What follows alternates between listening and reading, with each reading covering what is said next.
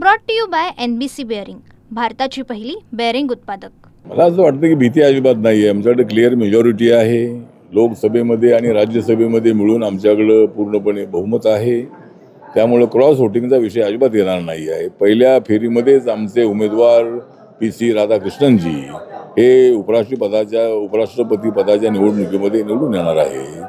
त्यामुळं संजय राऊत यांनी जरी काही म्हटलं तरी संजय राऊत जे म्हणतात त्याच्या विरुद्ध निर्णय येत असतात. संजय राऊत म्हणाले होते लोकसभेमध्ये आमचं सरकार येणार, त्यांचं सरकार आलं नाही, आमचं सरकार आलं. नंतर संजय राऊत अनेक वेळेला जे दावे करतात ते दावे सगळे फसवेचा दावे असतात.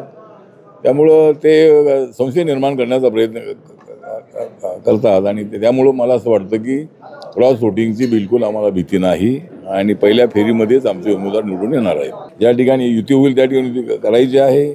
ज्या ठिकाणी युती झाली नाही तर स्वबळावर आपण त्या ठिकाणी जागा करायची आहेत आणि निवडणुकीनंतर आपण महायुतीसोबत आहोतच. परंतु आमच्या कार्यकर्त्यांनी काँग्रेस किंवा राष्ट्रवादी काँग्रेस किंवा उद्धव ठाकरेंची शिवसेना त्यांच्यासोबत अजिबात जाता कामा नये ही माझी भूमिका आहे. मला वाटतं की दोन्ही ठाकरे जे आहेत ते एकत्र आलेले आहेत अशी चर्चा आहे किंवा ते आता एकत्र समजा मराठीच्या मुद्द्यावर मध्यंतरी एकत्र आले होते. आता मराठीचा मुद्दा संपलेला आहे. राज्य सरकारने तो GR मागे घेतलेला आहे.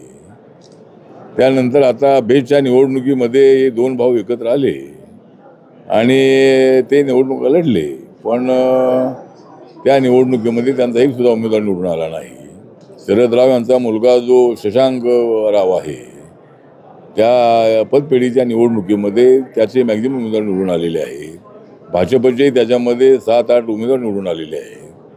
त्यामुळं या दोन्ही भाऊ जरी एकत्र आले तरीसुद्धा मला वाटतं महाराष्ट्राच्या राजकारणावर बिलकुल परिणाम होणार नाही आहे आणि आमच्या महायुतीला या दोन भाऊ एकत्र येण्याचा मोठा फायदा होणार आहे आणि मराठीच्या मुद्द्यावर नॉन मराठी लोकांना डिवचण्याचा जो प्रयत्न झालेला आहे त्यामुळं त्यांना महाराष्ट्रामध्ये या दोन्ही भावांना यश अजिबात मिळणार नाही. त्यांच्या सभा चांगल्या होतील, भाषणं चांगली होतील, पेपरमध्ये बातम्या येतील, TV ला बातम्या येतील, पण त्यांना येणाऱ्या स्थानिक स्वराज्य संस्थांच्या निवडणुकांमध्ये आणि मुंबईमध्ये तर त्या दोघे एकत्र येऊन अजिबात फायदा होणार नाही. कारण मुंबईमध्ये 40% मराठी भाषिक लोक आहेत आणि त्यामधले अर्धे मराठी लोक आमच्यासोबत राहणार आहेत. सगळेच तिकडं जातील असं अजिबात नाही आहे आणि नॉन मराठी लोकांची संख्या 60% मुंबईमध्ये आहे.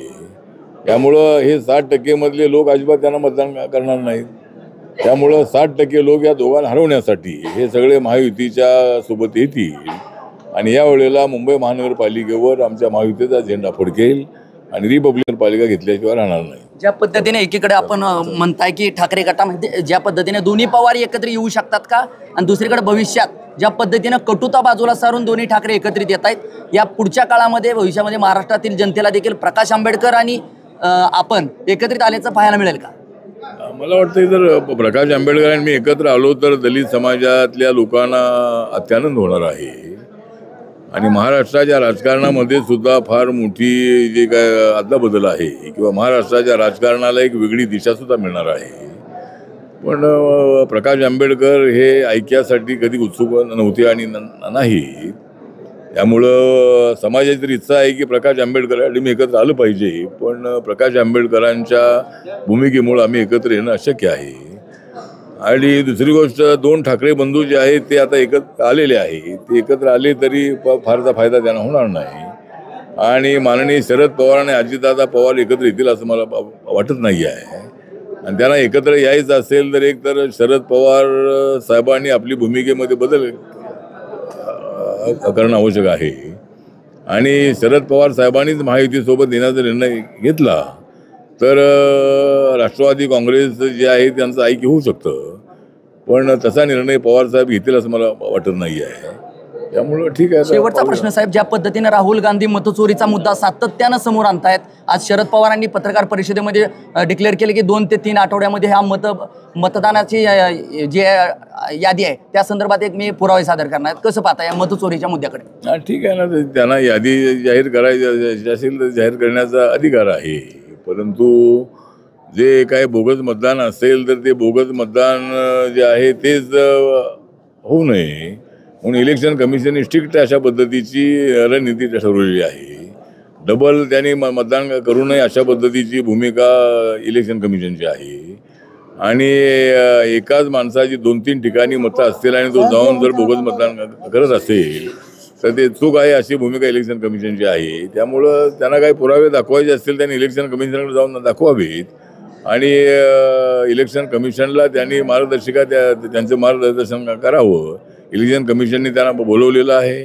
पवारसाहेबांनी राहुल गांधींनी त्यांना जाऊन भेटावं आणि मताची चोरी कशी होती आहे आणि ती न होण्यासाठी काय करणं आवश्यक आहे त्यासाठी त्यांनी जाऊन इलेक्शन कमिशनला भेटावं. Brought to you by NBC bearing, भारताची पहिली बेअरिंग उत्पादक.